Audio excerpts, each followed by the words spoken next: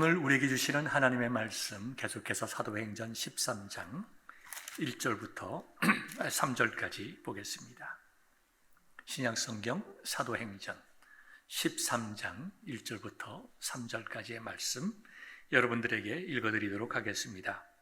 안디옥 교회에 선지자들과 교사들이 있으니 곧 바나바와 니게르라 하는 시므온과 구레네 사람 루기오와 분봉왕 헤롯의 젖동생 마나엔과 및 사울이라. 주를 섬겨 금식할 때에 성령이 이르시되 내가 불러 시키는 일을 위하여 바나바와 사울을 따로 세우라 하시니 이에 금식하며 기도하고 두 사람에게 안수하여 보내니라. 하나님의 말씀입니다. 아멘. 사랑하는 성도 여러분, 오늘은 선교에 관하여 말씀을 함께 나누기를 원합니다. 사도행전을 우리가 이제 분석해 보면 크게 두 부분으로 나누게 됩니다. 첫 부분은 예루살렘 교회를 중심으로 해서 사도들, 특별히 베드로가 어떻게 예루살렘 교회를 섬겨 나갔는가.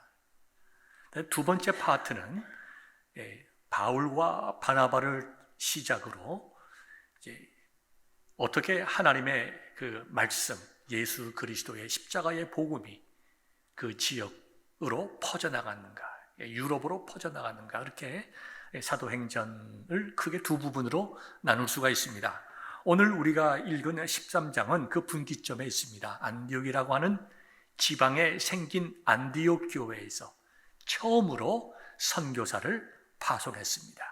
두 분을 파송했는데 그 두 분의 이름이 바나바와 바울이었습니다. 먼저 우리 한국교회를 좀 생각해 봅시다. 하나님께서 우리 한국교회에 큰 복과 은혜를 주셨습니다. 어떤 복을 주셨을까요? 세계에서 가장 큰 교회도 있습니다. 세계에서 제일 큰 장로교회도 있습니다. 세계에서 제일 큰 감리교회도 있습니다. 사이즈로 말할 것 같으면 대한민국이 제일 복받은 교회입니다. 그러나 진짜 하나님께서 기뻐하시는 그러한 모습으로 이것이야말로 대한민국 교회가 진짜로 복을 받았다라고 말할 수 있는 것은 그 사이즈가 아닐 것입니다. 얼마나 많은 사람들이 모이고 얼마나 많은 일을 하고 얼마나 헌금이 많이 모이고 그 교회에 어떤 일을 많이 하고 이런 것보다 한국 교회가 가장 크게 받은 복이 있다고 하면 그것은 한국 교회가 선교하는 교회가 되었다는 것입니다.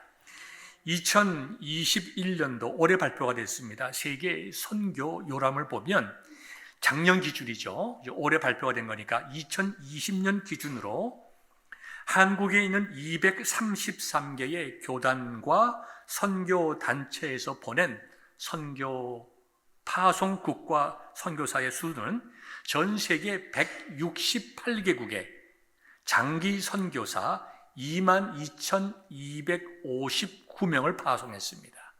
놀라운 일이죠? 그 작은 나라에서 우리 교회의 역사가 짧은 한국 교회가 전 세계 168개국에 약 23,000명의 장기 선교사를 파송했다는 것입니다. 이것이야말로 우리 주님께서 가장 기뻐하시는 일이고 하나님께서 영광 받으시는 일이기 때문에 우리 한국교회가 참 복받은 교회다. 전 세계의 선교 5대 강국 안에 들어가는 교회가 되었습니다.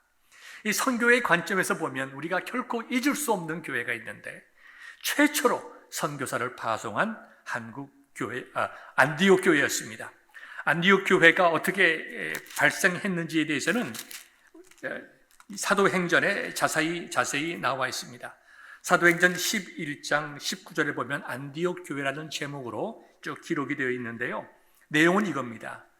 스데반이 순교를 당합니다. 스데반이 순교를 당한 그날에 예루살렘 교회를 중심으로 해서 예수님을 믿는 성도들에 대하여 큰 박해가 일어났습니다. 많은 성도들이 그 박해를 피하여 이제 피신을 갔습니다. 그러나 그들은 단순히 그냥 도망간 것이 아니라 그들이 가면서 만나는 사람들에게 예수님의 복음을 전했습니다. 예수님께서는 하나님이시다. 주는 그리스도시요 살아계신 하나님의 아들이시다. 그분은 저와 여러분들을 위해서 죽으시고 부활하시고 우리들에게 생명을 주셨습니다. 예수님을 믿는 모든 자들에게 멸망이 아니라 영원한 구원이 있습니다. 영생이 있습니다. 열심히 예수님을 전파했습니다.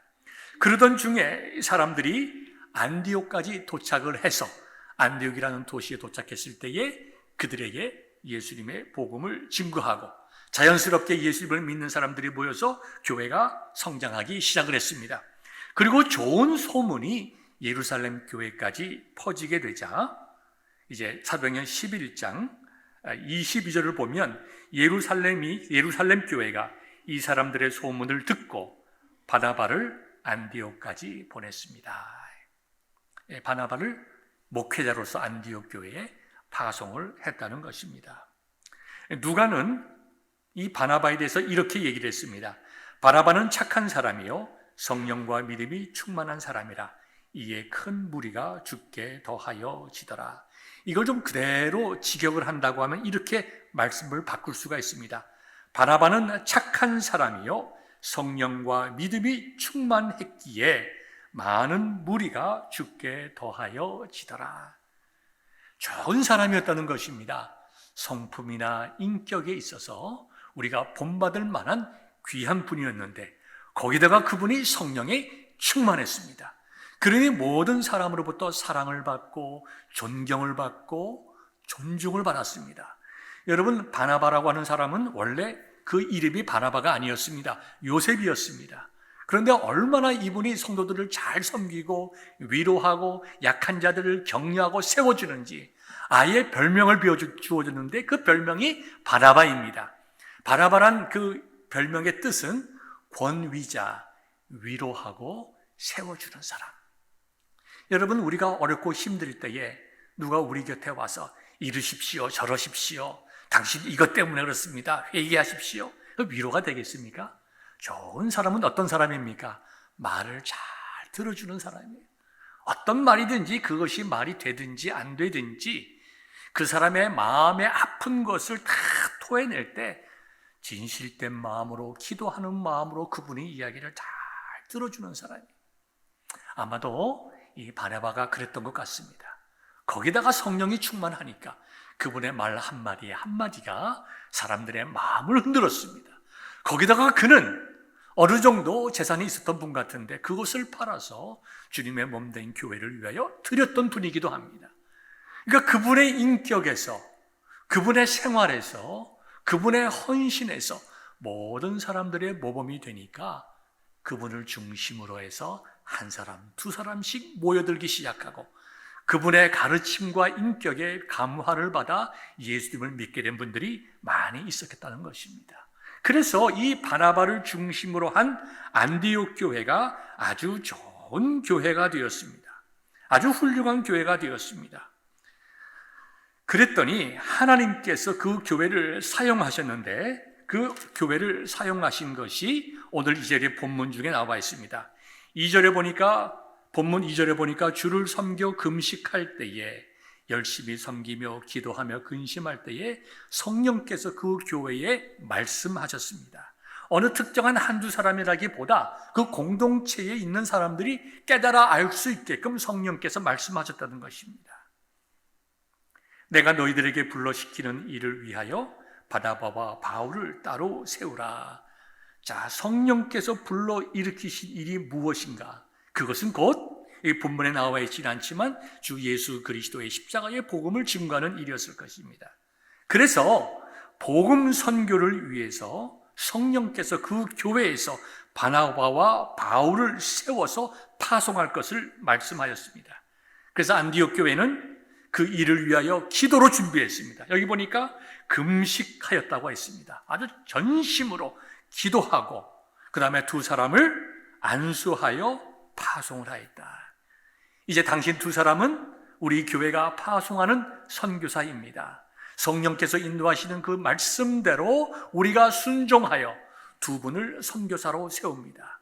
우리가 두 분을 위하여 지속적으로 기도하겠습니다. 성령께서 두 분과 함께 하여 주실 것입니다. 위로하고 격려하며 기도할 것을 약속하면서 그들에게 물질적으로 섬길 것도 역시 약속을 하였을 것입니다. 그러면서 그 선교사 두 사람을 파송하게 되었습니다.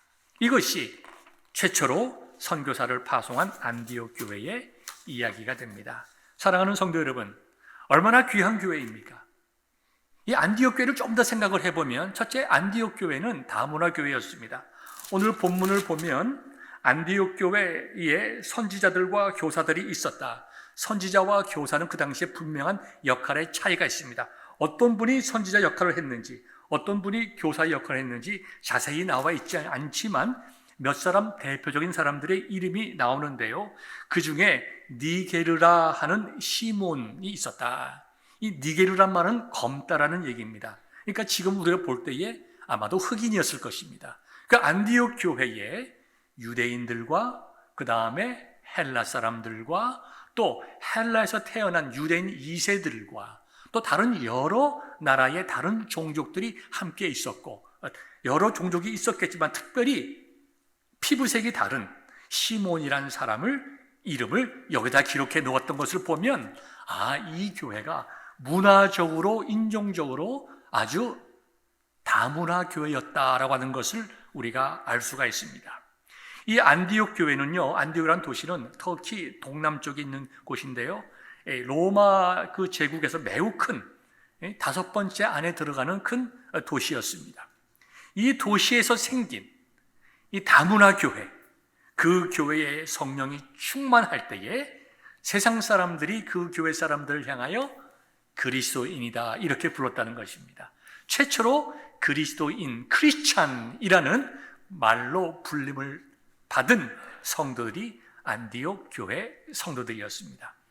사랑하는 성도 여러분, 이 그리스도인이라 불렸다는 이 말은, 이 크리스찬이라고 하는 말은 그 당시에 좋은 의미로 쓰인 것은 아닙니다.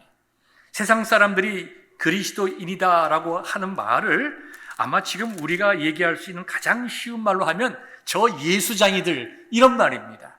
저 예수 믿는 사람들, 좋은 말로 쓰인 것이 아닙니다. 부정적인 말, 경멸하는 말, 좀 이상한 사람들, 그렇게 불렸어요.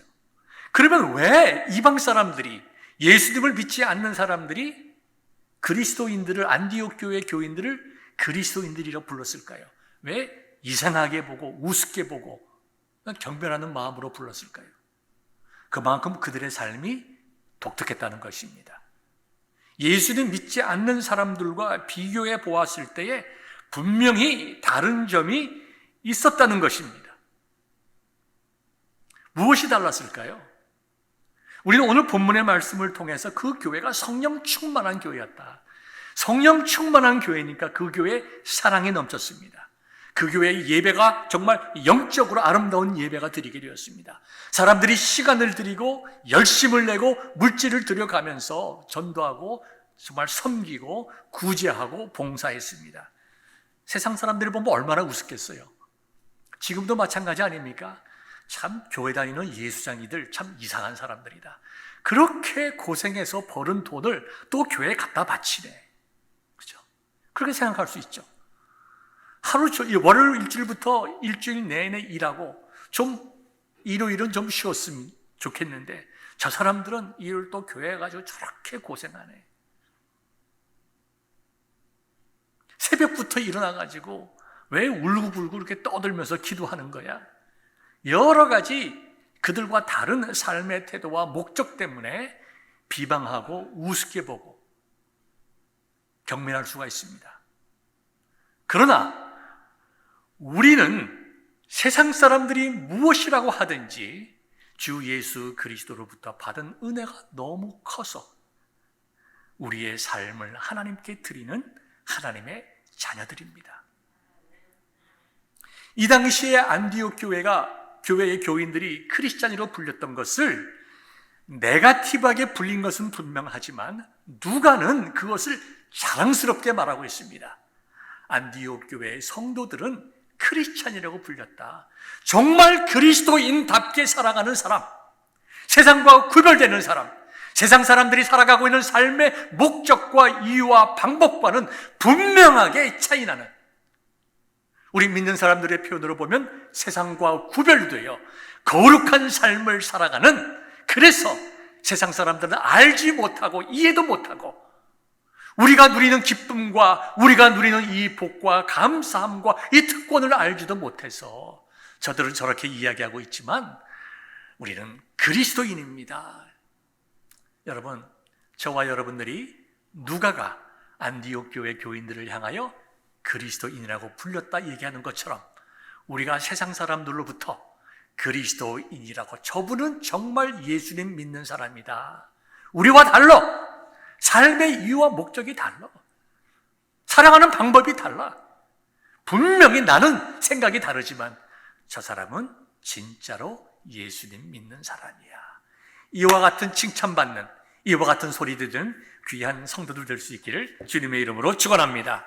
이것이 중요한 것입니다. 오늘 저는 선교에 관하여 말씀을 전하면서 우리 조선 땅 한국에 복음을 증거했던 두 분의 선교사님을 소개하고자 합니다. 많은 선교사님들이 계셨지만 우리 대한민국 조선 땅에 처음으로 복음을 전했던 첫 선교사, 그 다음에 처음 순교하였던 선교사, 그 두 사람을 여러분들에게 소개하고자 합니다. 우리 조선 땅에 최초의 복음을 전했던 선교사는 누구라고 생각하십니까? 미국 사람이었을까요? 영국 사람이었을까요? 호주 사람이었을까요? 아닙니다. 독일 사람이었습니다. 칼 구출라프라고 하는 분이었습니다. 이 칼 구출라프라고 하는 분이 최초의 선교사고, 최초의 순교사는 영국 선교사 로버트 저메인 토마스 선교사입니다. 이 두 분을 여러분들에게 한 분씩 소개하고자 합니다. 먼저 칼 귀틀라프 선교사는 한국 최초의 개신교 선교사로서 지금으로부터 189년 전인, 약 190년 전인 1832년에 충남 보령 앞바다에 있는 고대도라고 하는 섬에 도착을 했습니다. 우리나라의 최초의 통상을 요구했던 영국 상선 에머스트 호의 의사로서, 그 다음에 통역자로 왔습니다. 우리는 이 귀칠라프 선교사가 얼만큼 한국말을 잘 유창하게 했는지 거기에 관한 자세한 기록은 없습니다. 그러나 우리 한국 역사를 보면 외국인으로서 한국의 문을 두드립니다. 우리 무역하자. 우리가 당신네 나라에 물건도 좀 팔고 물건도 좀 사고 싶다.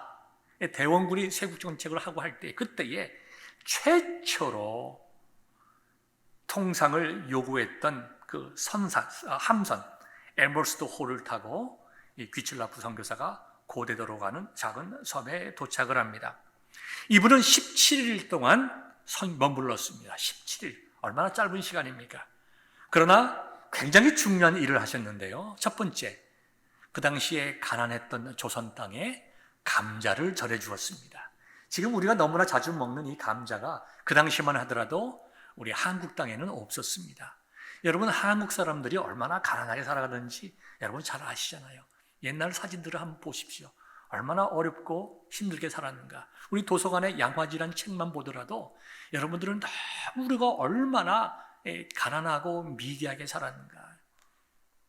콜레라 천연두가 들어오면 이거 귀신이 준다고 해가지고 마당 앞에다가 칼을 꽂아놨습니다. 귀신 죽인다고. 그게 그 당시에 천연두나 콜레라를 치유하는 그와 같은 최선의 방법이었어요. 그 다음에 여성들이 두 젖가슴을 다 내놓고 살았습니다. 다녔습니다. 믿어지지 않으시죠? 왜 그랬을까요? 항상 일을 해야 됐기 때문에. 또 아이들은 또 얼마나 많이 낳았습니까? 그러니까 아이들 젖 주면서 일을 하려면 어디 따로 앉아서 젖 줄 시간이 없는 것입니다. 그래서 그 당시에 사진과 그림들을 보십시오. 다 아래에 치마를 입더라도 젖을 다 내놓고 그 밑에다가 치마를 이렇게 꽉 묶었습니다. 집에서만 그랬느냐? 아닙니다. 길가에서. 그리고 다 다녔어요. 그게 아무런 흉이 안 됐습니다. 그리고 가서 아이들 정말 좀 과장해서 얘기한다고 하면 한 손으로 아이들 젖을 물리면서 한 손으로 호미를 잡고 일을 해야 살아갈 수 있는 그때였습니다.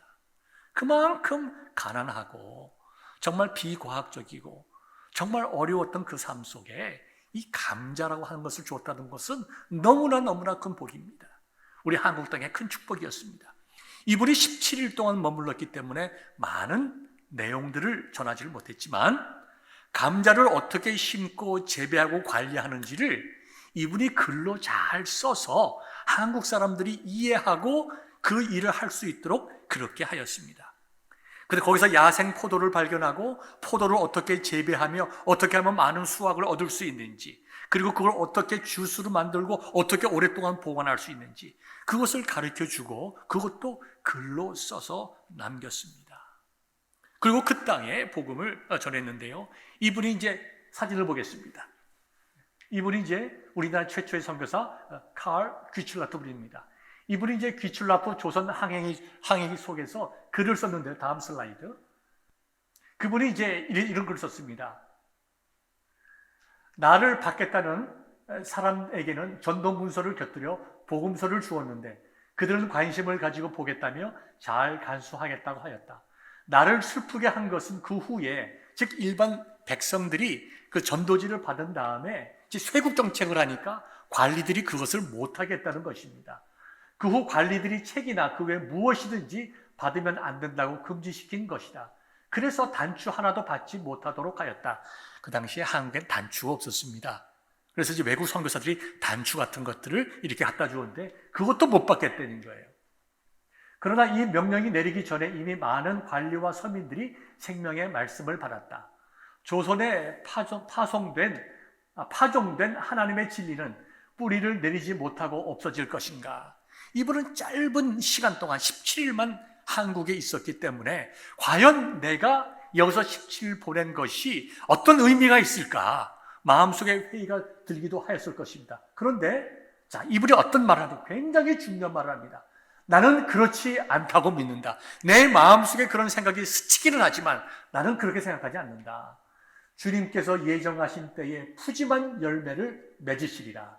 가장 낮은 서민들도 글을 읽을 수 있고 좋아하는 것을 알 때 아주 재미있었다. 그들은 다른 종교가 들어오는 것을 질투할 일 많지 편협한 것 같지 아니하였다. 이 나라에는 종교가 거의 없는 것이 명백하여 우리는 용기를 내어 복음을 전파할 국리를 하게 되었다. 전능하신 하나님께서 쇄국 전쟁을 거두어 이 약속된 땅에 들어가도록 허락하실 것이다. 이분의 마음 속에는 뜨거운 마음이 있는 거예요. 내가 비록 짧은 시간 동안 조선 땅에 머문다 하더라도 하나님께서 이 땅에 문을 열어줄 것이다. 사람의 힘, 내가 무엇을 하겠다는 것보다 하나님께서 이 땅을 위하여 복음의 씨를 열매 맺게 할 것이다 라고 하는 그러한 마음의 깊은 그 열정이 있었습니다. 오늘 이 글을 읽는 한국에 얼마나 많은 젊은이들이 마음이 뜨거워 선교를 하나님 앞에 각오하겠습니까? 넘어갑니다. 그 후에 이제 귀칠라프 선교사는 한국말을 연구해서 주기도문을 한국말로 이제 번역해 나가기 시작합니다. 그래서 이게 한글을 이렇게 매거진에 소개를 했는데 이것이 1832년도에 중국에서 발행되는 Chinese Repository라고 하는 매거진에 실렸던 것입니다. 이처럼 칼 귀칠라프가 가졌던 소망은 시간이 지나면서 약 53년 뒤에 언더우드와 아펜셀러와 같은 잘 훈련받고 교육받은 장기 선교사가 한국 땅에 들어오게 되었던 것입니다. 한 사람의 기도와 한 사람의 헌신이 결코 헛되지 아니하고 하나님의 때에 열매 맺는 것을 우리는 이 일을 통하여 잘 보게 됩니다. 두 번째는 한국 최초의 순교 선교사였던 로버트 저메인 토마스 선교사를 여러분들에게 좀 소개하고자 합니다. 영국 웨일스 지방에서 태어난 로버트 토마스 저메인 선교사는 자기가 다니던 교회의 목사님의 아들이었습니다.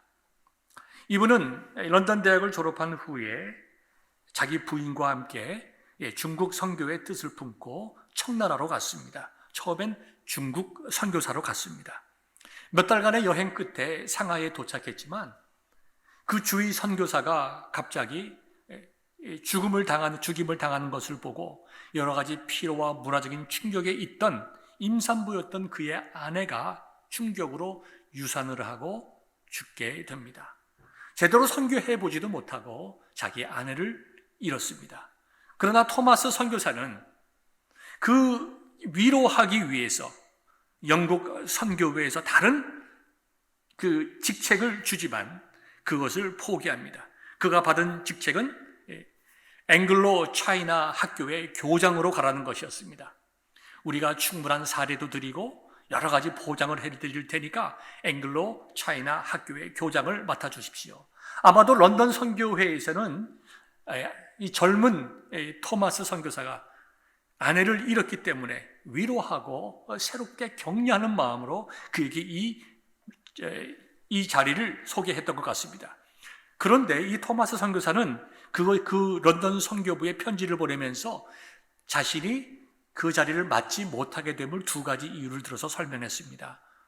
저는 선교사로서 물질의 욕심을 가지고 싶지 않습니다.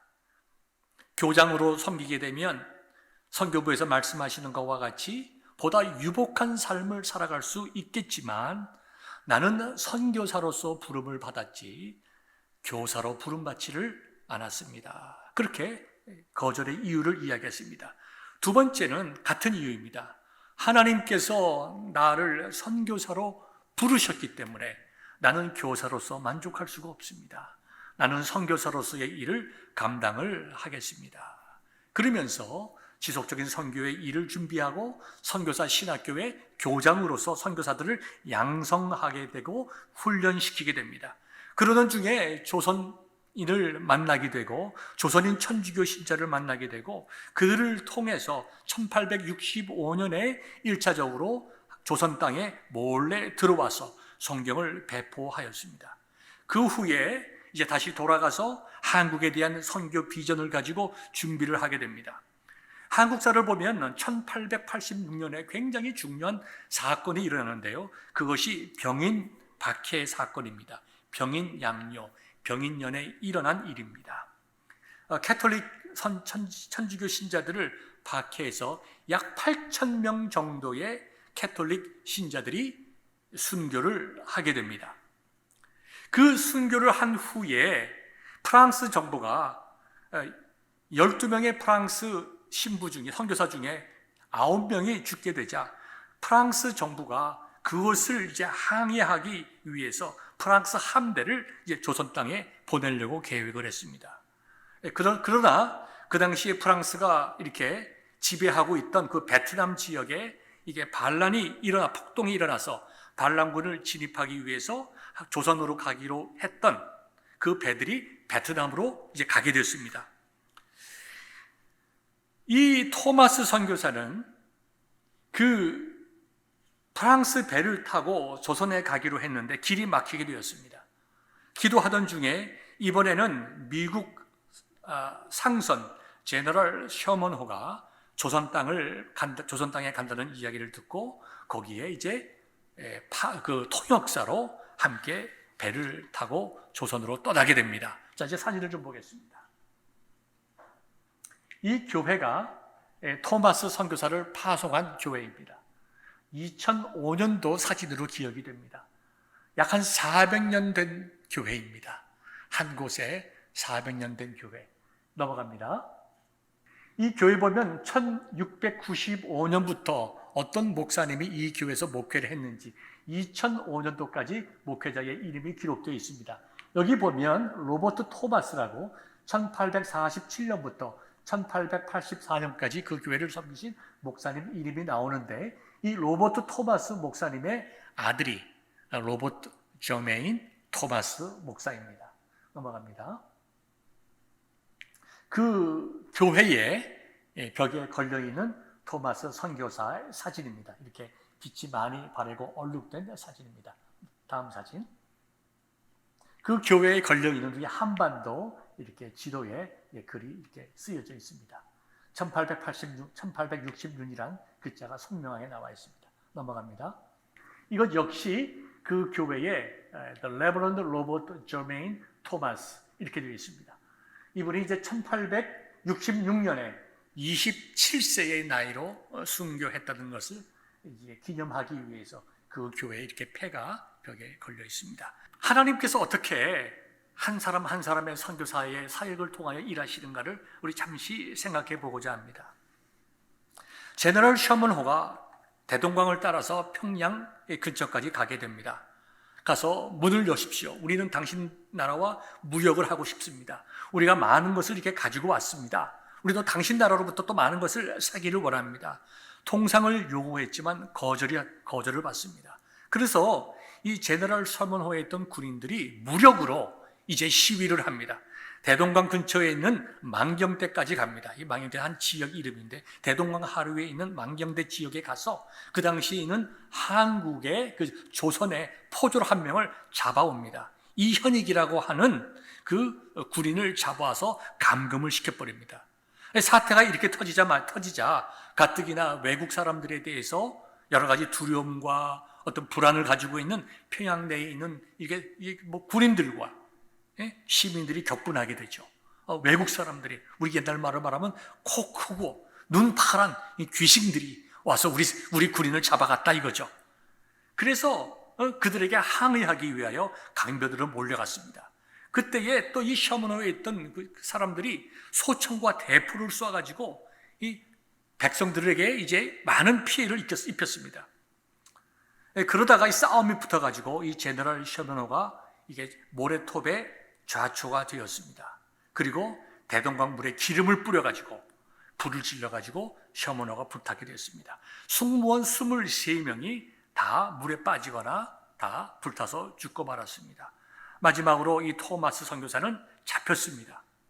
한국말을 조금 할 수 있었기 때문에 그는 그들과 함께 대화를 하게 됩니다. 토마스가 사형당할 때에 그 목을 자른 포졸의 이름이 박충권이라는 사람이었습니다. 이 박충권이라는 포졸에게 이제 그 토마스 선교사가 무엇인가 이야기를 하는 것을 후에 그 박충권이라고 하는 포졸이 기록을 했는데 이렇게 기록되어 있습니다. 내가 오늘 서양 사람 하나를 죽였다. 그런데 아무리 생각해봐도 이상한 점이 있다.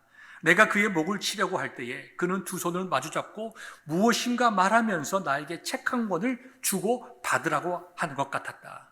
나는 그를 죽이기는 했지만 죽어가는 사람이 주는 책이라서 받지 않을 수도 없어서 가지고 왔다. 이와 같이 박충권이라고 하는 포졸이 이야기를 합니다. 그런데 후에 이 박충권이란 포졸이 하나님의 은혜로 예수님을 믿어 평안도 안주교회의 영수가 되었다라고 기록이 되어 있습니다. 영수라고 하는 것은 그 당시의 교회의 지도자를 말합니다. 그러니까 뭐 교회의 안수 집사님이나 아니면 교회의 장로님과 같이 교회의 평신도 지도자가 되었다. 또 이렇게 토마스 선교사가 성경을 이렇게 줄 때에 여러 권의 성경들이 흩어졌던 것 같습니다. 그 중에 한 사람이 성경을 이렇게 주워 오게 됩니다. 그 사람이 박충권의 조카입니다. 그렇죠? 이 박충권의 조카라는 사람이 성경을 읽고 예수님을 영접하고 중국에 가서 로스 선교사를 만나서 구약 성경을 한국말로 번역을 해서 조선 땅에 이렇게 증거하게 됩니다. 그 다음에 순교할 때에 그 당시에 12살의 어린이였던 최치량이라고 하는 어린이가 성경 한 권을 주워 가지고 옵니다. 그래서 이것이 뭔지 모르고 당연히 읽을 수도 없으니까 그것을 그 당시에 관리였던 박영식이라고 하는 사람에게 줍니다. 이 박영식이라고 하는 사람은 성경을 보고 좋아했는데 그 성경을 보고 좋아한 이유가 말씀을 읽어서 좋은 것이 아니라 그 당시에는 종이가 귀하니까 그 성경을 갖다가 자기 집에 도배하는 도배지로 사용을 했습니다. 그래서 벽과 천장에 한문으로 쓰여져 있는 성경책을 다 도배를 이렇게 했습니다. 그 당시에 관리들은 이제 한자들을 대부분 읽을 수 있었기 때문에 그는 아침에 눈을 떠도 성경을 읽을 수 있었고 누워서도 성경을 바라볼 수가 있었습니다. 그러다가 하나님의 은혜로 그 박영식이라고 하는 사람이 예수님을 믿고 자기 집을 내어서 교회로 만들었습니다. 르디아가 자기 집을 열어서 빌립보 교회가 세워지는 것처럼 이 박영식이라고 하는 사람이 자기 집을 열어서 널다리 교회라고 하는 교회를 개척을 하였습니다. 이 널다리 교회가 부흥하고 부흥해서 평양 장대현 교회가 되었고, 평양 장대현 교회를 중심으로 한국교회의 가장 중요한 영적인 부흥, 1907년 조선 대부흥, 평양 대부흥 운동이 일어나게 된 것입니다. 한 사람의 순교자, 어떻게 보면 칼 귀칠라프처럼 17일 동안의 짧은 기간이었지만 그분을 통하여 이 땅에 복음이 들어오게 되고, 180여 년이 지난 지금 그분을 기억하고 그 섬에, 그 선교지에 기념관을 세운 교회들이 생겨나오기 시작했습니다. 토마스 선교사도 그가 짧은 나이인 27살, 세상적인 기준으로 보면 많은 일도 하지 못하고 그냥 생명을 잃은 것 같지만, 그들의 꿈과 그들의 비전과 그들의 생명과 헌신을 통하여, 그들의 기도를 통하여 저와 여러분들이 한국 땅에서부터 예수님을 믿고 또 이곳에 와서도 우리가 예수님을 믿게 되었습니다. 예수님께서 우리에게 하신 말씀이 무엇입니까? 우리로 하여금 세상 끝까지 가서 복음을 증거하라는 것입니다. 그것이 예수님의 비전이고 예수님의 꿈이고 예수님의 기도입니다. 그런 예수님의 기도의 모습을, 기도의 꿈을 안디옥 교회가 힘을 내어 이루어 주었습니다. 그리고 안디옥 교회의 그 비전을 바울과 바나바가 일어나 나가서 생명 내어놓고 복음을 증거했습니다. 또 안디옥 교회는 주변에 있는 교회 사람들을 열심히 섬겼습니다. 그들은 구제하고 선교하고 함께 모여 열심히 섬기는 성령 충만한 교회, 선교하는 교회, 그 다음에 세상을 향하여 빛과 소금을 담당하는 등불의 교회 역할을 감당을 하였습니다. 안디옥 교회야말로 오늘을 살아가는 우리들이 반드시 본받고 그 성도들을 본받아 우리 역시 성령 충만한 교회, 선교하는 교회, 세상을 향하여 빛과 소금의 역할을 감당하는 교회가 되어야 할 줄로 믿습니다. 짧게 우리가 하고 있는 선교를 조금 소개하고자 합니다. 우리 교회는 지금 12년째 니카라구아 선교를 하고 있습니다. 선택과 집중, 많은 교회에, 많은 지역에 일을 할 수 있겠지만 우리 교회는 니카라구아의 콘셉션 지역을 선택을 해서 10여 년째 지금 선교를 하고 있습니다. 우리가 열심을 다하여 2012년도에 콘셉션 베델 교회를 우리가 개척을 하였습니다. 그리고 과테말라에 본부를 두고 있는 월드비전 신학교의 니카라구아의 분교들을 우리가 4군데 섬기고 있습니다. 콘셉션 월드비전 신학교 콘셉션 캠퍼스, 그 다음에 두 번째로 우리가 개척한 곳이 에스텔리 캠퍼스, 세 번째 개척하여 이제 섬기고 있는 신학교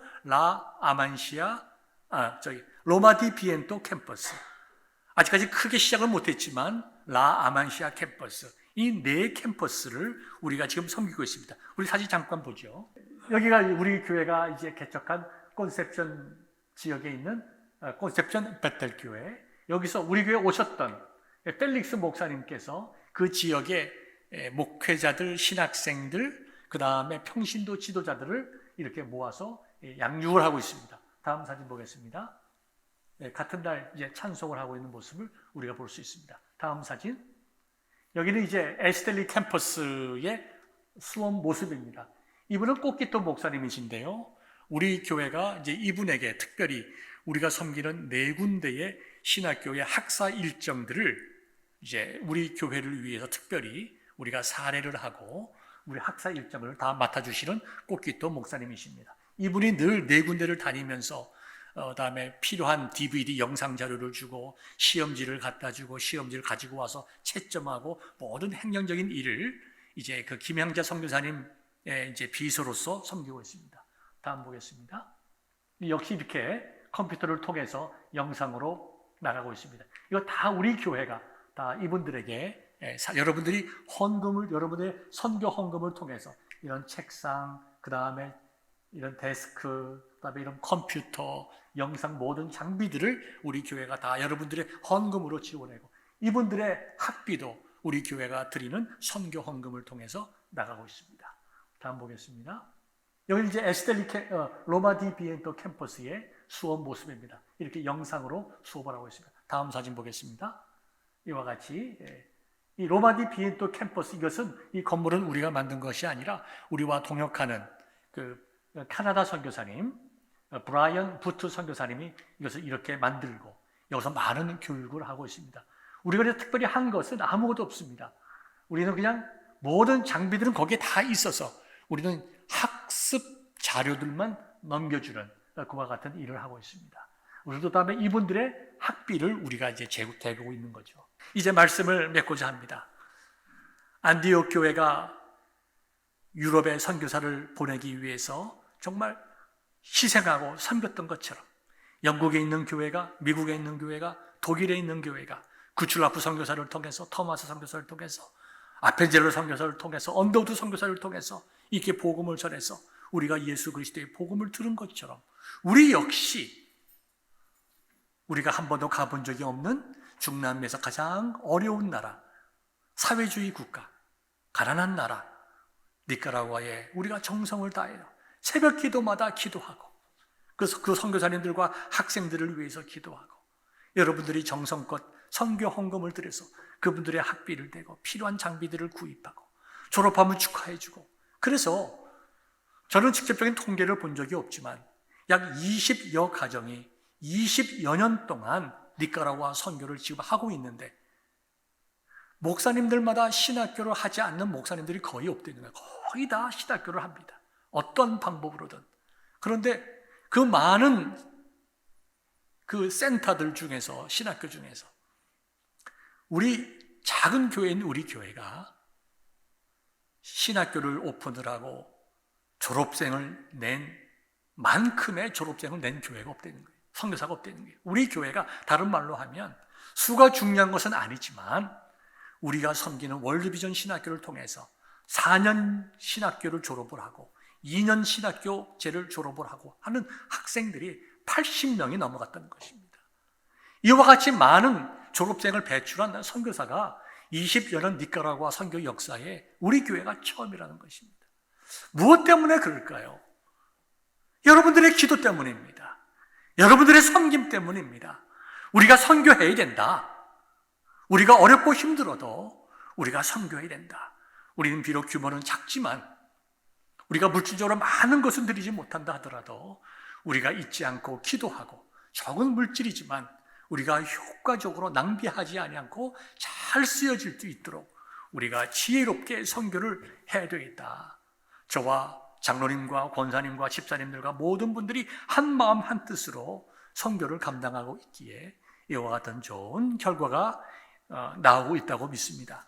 선교하는 데 어려움이 없는 것은 아니지만 그러나 그 어려움보다 우리의 기도가 크면 되는 것입니다. 여러 가지 환난과 어려움이 많이 있더라도 그 땅을 향한 우리의 관심과 사랑이 크면 마치 우리의 죄보다 크신 하나님의 은혜가 우리에게 있듯이 그 땅을 향한 섬김과 기도가 있다고 하면 사도 바울과 바나바가 생명을 위협하는 그 모든 어려움을 극복하고 복음을 증거했듯이 저와 여러분들의 기도와 섬김을 통하여 니카라과 땅에 선교의 열매가 맺어질 줄 믿습니다. 우리가 이와 같은 소망을 가지고 선교하는 교회, 안디옥 교회를 본받아 더욱더 힘있게 선교하는 다문화 교회 될 수 있기를 우리 주의 이름으로 축원합니다.